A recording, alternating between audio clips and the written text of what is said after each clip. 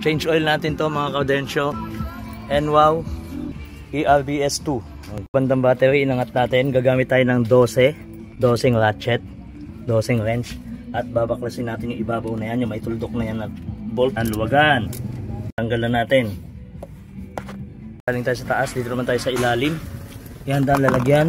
Itong bolt na to ang tatanggalin. Ayan, nakalawit. 10mm wrench, ratchet, kahit ano, salpak, basta 10.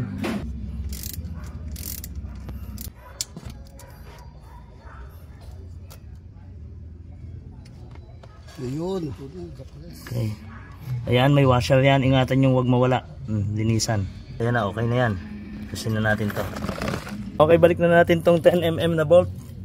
Make sure na punasan natin yung ano, pinaglabasan ng langis. Okay, lock.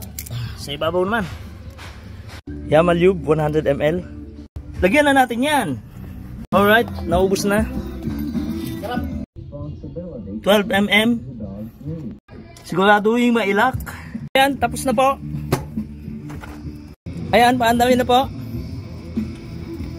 Smooth na smooth, walang tunog. Atras.